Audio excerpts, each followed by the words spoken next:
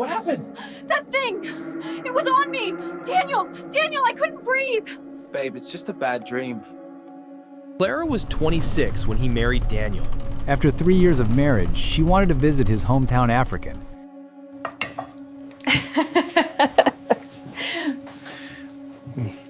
I think it's time we visit your hometown. She'd always imagined Africa as loud, joyful, colorful, and Benin Republic wasn't any different. The food, the music, the wide red roads, and the heat. She was happy to experience them all. But she didn't know that stepping off that plane was the beginning of something ugly. A real-life horror. An unbelievable experience that would change her life forever. Daniel was proud of his mother, who had raised him alone, deep in a small village outside Cotonou. Mama Afi, they called her. Everyone in the town knew her, respected her. They arrived at her compound late in the evening. The compound was exactly as he described. A weathered black gate, red earth roads, mango trees hanging low, almost like an abandoned house. It smelled like burning incense. Claire smiled warmly when she met Mama Afi. You are welcome, my daughter. Suddenly, Daniel muttered under his breath. Damn, she's still alive. Who? Capodo, my mom's cat. That thing's been here forever. Looks exactly the same. She's cute. Then she noticed him, a small boy, barefoot and quiet, sitting alone near the side of the house. His eyes were fixed on her, not with fear, but a strange kind of stillness. He looked hungry, tired, almost forgotten. Clara leaned toward Daniel and whispered to her, "Who's that boy?" "That's Odeku. He lives here with Mama. Lost both his parents a few years ago. Helps her around the house." Clara called him over with a gentle wave. He hesitated, then approached slowly. Without a word, she handed him her own plate of food, the one she had just been served, and smiled. Then she reached into her travel bag and pulled out a small bundle of items she had brought from abroad. Soap, a t-shirt, some snacks, and placed them in his hands. "These are for you," she said softly.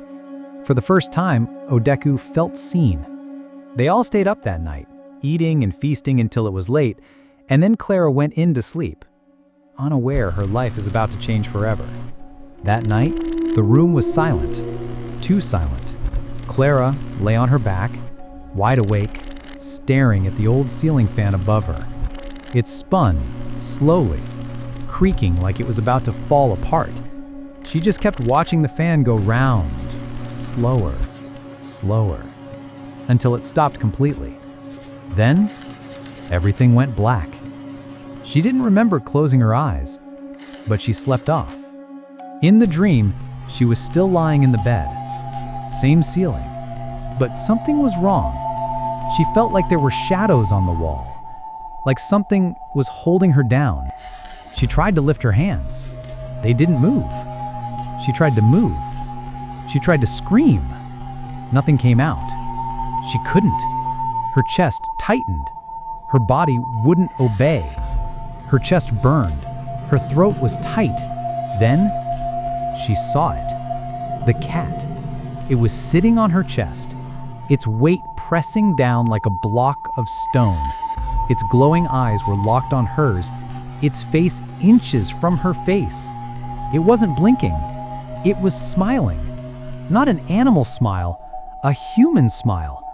Clara struggled harder. She could feel her lungs shutting down, her legs kicking under invisible chains. Her skin was soaked in sweat. She wanted to scream. She needed to scream. But nothing worked. And just when she thought she'd die, suddenly, she woke up, gasping. Then her eyes darted to the edge of the bed and froze. The cat was there, perched at the exact spot it had been in her dream, sitting, still, staring. Then, it opened its mouth and made a noise that sounded like a laugh, a wet, wheezing, mocking laugh. Clara screamed. Daniel! Clara, what happened? That thing! It was on me! Daniel, I couldn't breathe! Babe, it's just a bad dream. Her scream tearing through the dark room. Daniel jolted awake beside her. "Clara, what happened?" She couldn't speak yet. She was still shaking, still breathless, and pointed, almost falling off the bed. That thing, it was on me. Daniel, I couldn't breathe. Daniel turned to look at the cat. It blinked slowly, then looked away and began licking its paw like nothing happened. Babe, he sighed. It's just a bad dream. Capoto's harmless. My mom's had her for years. She barely even moves most days. Clara's hand was still on her chest, her heart pounding, but her eyes didn't leave the cat because she was sure of what she saw. Daniel stood up and opened the door, letting Capoto slip out. Clara didn't sleep again that night. She sat stiff in bed. By morning, Daniel was laughing. You still watching Capoto like she's a ghost? Clara didn't laugh. She pulled up her shirt and showed him the faint red scratch across her ribs. Babe, you probably hit the edge of the bed frame. You were tossing like crazy last night, he said. She wanted to believe him. Later that morning, Mama Afi called out from the back of the house. Her voice echoed, "Wa ba mi, come here." Clara stepped into the kitchen, blinking through the smoky air. Herbs were burning. A clay pot was bubbling on an open flame. Chickens scratched near the doorway. Mama Afi didn't smile. She handed Clara a steaming wooden cup. Clara hesitated. What is it? Mama Afi responded in a low, rhythmic voice. Emi rere, kofi okan re bale. A good spirit to calm your heart, the old woman said. You see things. Your skin, it's too soft. This will help. Clara blinked. I didn't tell you anything. Mama Afi didn't look at her. She stirred the pot again. Mama Afi's eyes lifted slowly, finally meeting hers. She whispered, "Not everything white skin sees is a lie." Outside, the cat was staring in through the kitchen window. Clara clutched the warm wooden cup in both hands like it was something venomous. She walked back into the bedroom, shutting the door behind her with a soft click.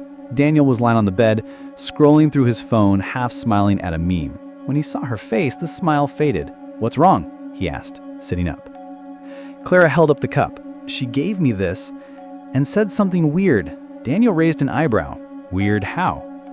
She said, "I see things, that I need this to calm my heart, and then..."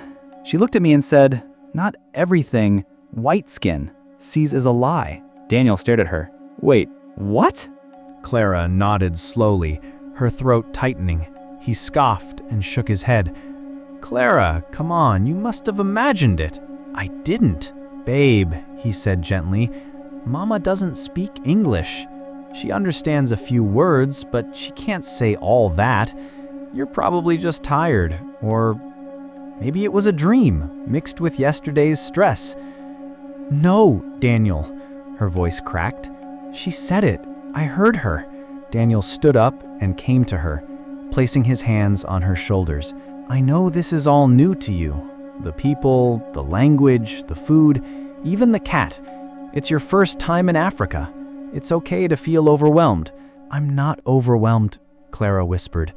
"I'm scared," Daniel softened. "Look, this is my home. I grew up in this house. It's safe. My mom isn't perfect, but she's not what you're thinking." He took the cup from her hands and placed it on the table. "I need you to trust me," he said. "You're safe. This is your home now too." Daniel's words had stayed with her all day. "You're safe, Clara. This is your home now. Trust me." He held her that night, his arms warm and steady, and somehow she believed him. But Daniel wasn't home the next evening. He had gone to visit his cousin in town and promised to be back before dawn. Clara stayed behind, scrolling aimlessly through her phone, trying to feel normal. The house was unusually quiet. Too quiet. Even the insects outside had gone still.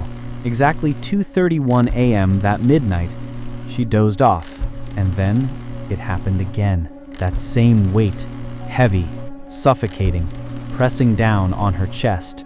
Her arms wouldn't move. Her voice was trapped in her throat. She was wide awake inside her body, paralyzed, and when she was suddenly able to scream out, "Jesus!" She jumped up from the bed, and this time she could see it. The cat. At the foot of the bed, she arched her back, and then her belly started to expand, not gradually, its body stretching unnaturally, its belly dragging low and swollen like something was writhing inside it. Then it stopped at her feet and looked directly at her. It grinned and let out a sound that wasn't a meow.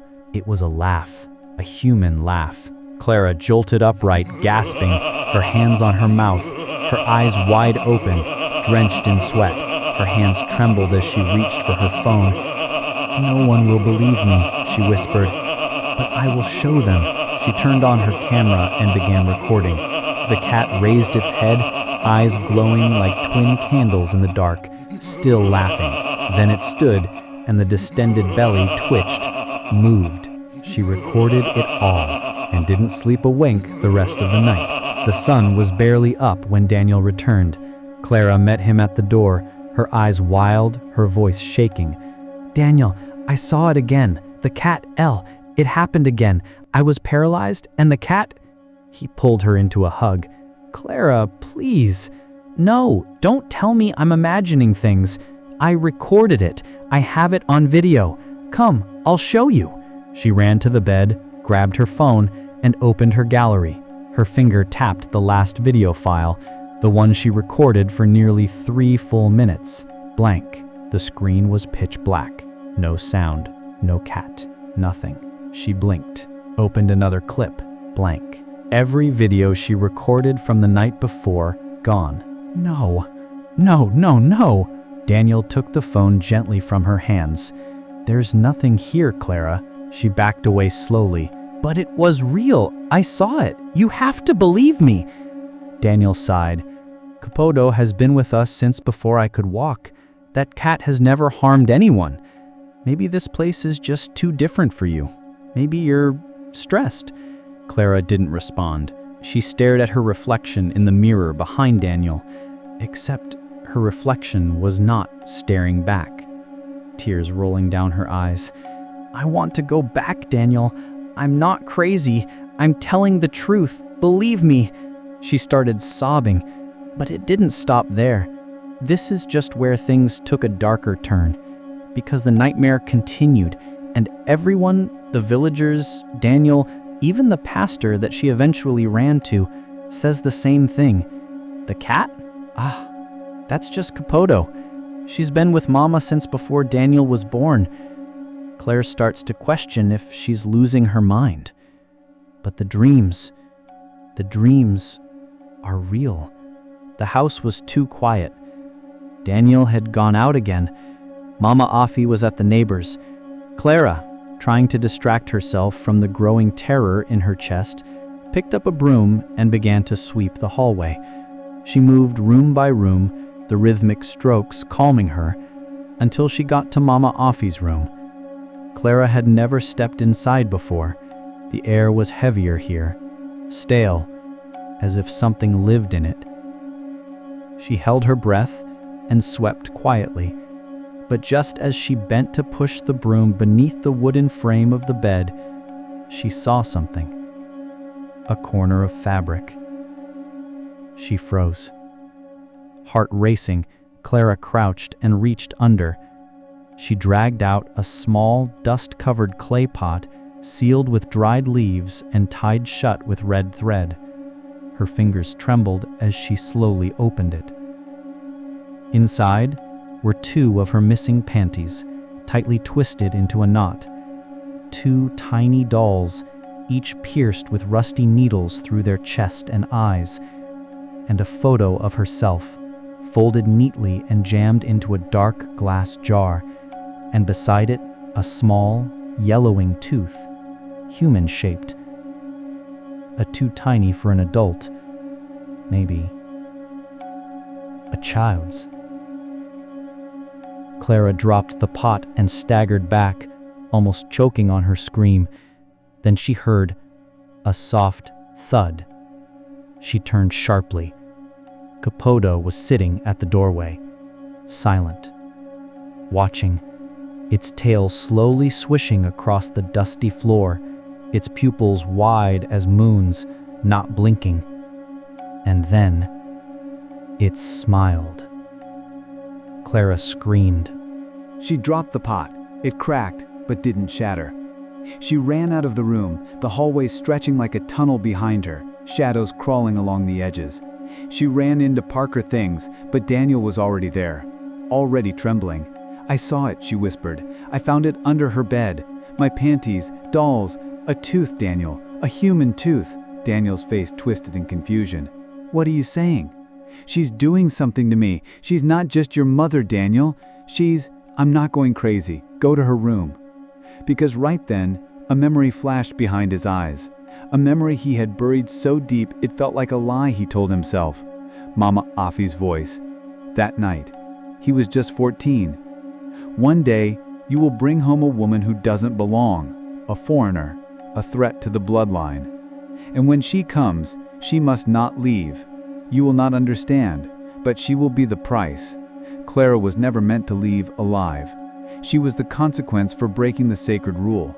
The women of our line marry only within the circle, or the balance breaks. Daniel, blinded by love and distance, thought the old ways were just stories. But Mama Afi had waited. She had prepared for this day. Daniel's knees buckled slightly. He sank onto the edge of the bed, face pale. Clara didn't stop. Her words poured out like a flood.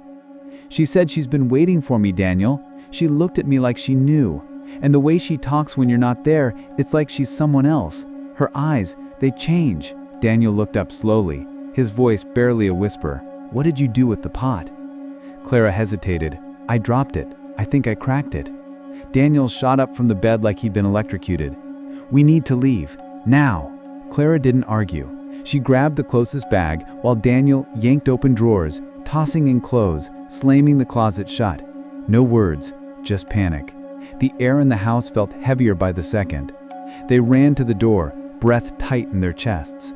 But as soon as Daniel flung it open, they froze. People were outside. Dozens of them. Silent. Dressed in deep red and ash-black cloth. Some barefoot, others with chalk symbols smeared across their faces and arms. Their eyes were glassy, almost unblinking. No expression, no noise, except for the slow tap, tap, tap of a carved wooden staff hitting the ground. Mama Afi stepped forward. Her face no longer carried the softness Daniel called home. She looked like stone. Behind her stood a tall man with tribal scars lining his face and neck. His eyes gleamed like someone who already knew how this night would end. He chuckled. Then he said it, in a thick, slow drawl. "It's too late," before Clara could move. Two of the men rushed forward and grabbed her. She screamed, kicking, thrashing. Daniel lunged at them, yelling her name. But they seized him too, dragging him back, one arm twisted behind his back. "Let her go," he roared. Mama Afi didn't blink. She raised her hand and turned her back. Clara's eyes darted around desperately. That same black cat, Poto, stood beside one of the women, licking his paw, completely calm. Then they started walking. Clara was dragged down the path, barefoot, her heart pounding like a drum in her throat. They passed flickering torches, strange masks nailed to trees, pots of smoking herbs. They were taking her to where she is to be sacrificed. Clara screamed, "Daniel!" until her voice cracked. But no one listened. They took her to a small mud house. Clara lay on the dirt floor, the air thick with smoke and dried blood. She was weak, her body numb, her soul almost gone. She was to be sacrificed at exactly 2:30 a.m. It was 1 a.m. that night. Outside, the chanting had begun. A crowd had gathered around the ancestral fire, voices rising in twisted celebration. At the edge of the ritual ground, Daniel sat slumped against a tree, tied up. His head drooped to one side. They had fed him something, a bitter root, that blurred his mind and slowed his blood. He could barely whisper her name. 1:03 a.m. Inside the room, Clara stirred at a sudden sound, a sharp crack from the tiny window. Her breath caught. Footsteps. Soft, cautious. She turned her head slowly, her heart thudding like thunder in her chest. The window creaked open. A shadow slithered through. She opened her mouth to scream, but a hand clamped over her lips. "Shh, it's me." The whisper made her freeze. "It's Odeku. Don't talk. Don't scream. I'm getting you out." Her eyes widened. The moonlight caught his face, sweat dripping, eyes wild with fear. He pulled over his shoulder. "They think I'm still at the shrine, but we don't have much time." He pulled a dull knife from his waist and sliced the ropes at her wrists and ankles. "Can you run?" he asked. She couldn't answer. She just nodded, barely. He pointed to a back opening, hidden behind palm fronds. "Go. Through there. Now. And whatever you hear, don't look back." She took one breath, then she ran. Barefoot, heart pounding, blood rushing through her ears. Behind her, the drums grew louder, and somewhere in the darkness, the cat began to howl. Clara didn't know where she was running to. The jungle swallowed her whole. Vines scraped her skin, thorns clawed at her legs, but she didn't stop. She couldn't. The air was thick, damp, and smelled of smoke and rotting leaves. Her bare feet slapped against the wet earth. Her heart pounded louder than the drums. Midnight. Back at the shrine, the fire burned higher. The crowd was louder. It was time. A man with white chalk across his chest and a carved wooden staff stepped forward to begin the ritual. He motioned to two boys. "Bring the girl." They turned toward the mudroom, but as they entered, their footsteps halted. The girl was gone. One of them shouted, "She's not here!" Everything stopped. Mama Afi turned sharply, her eyes burning red in the firelight. "What did you say?" The boy stumbled back, shaking. She disappeared." A woman wailed. Someone dropped a gourd. It shattered. And then, the forest heard the scream. "Find her!" Dozens of feet stamped the ground. Torches were lifted. Shadows flickered across the trees. The entire clan, possessed by fury and fear, poured into the dark, chasing her like wild dogs. Back in the forest, Clara could hear them. Shouts, footsteps, cracking twigs. They were getting closer. She pushed forward, lungs burning, blood running down her shin. Her nightgown tangled around her legs, but she didn't stop. And somewhere behind her, echoing through the trees, came the soft, unholy purr of Copido.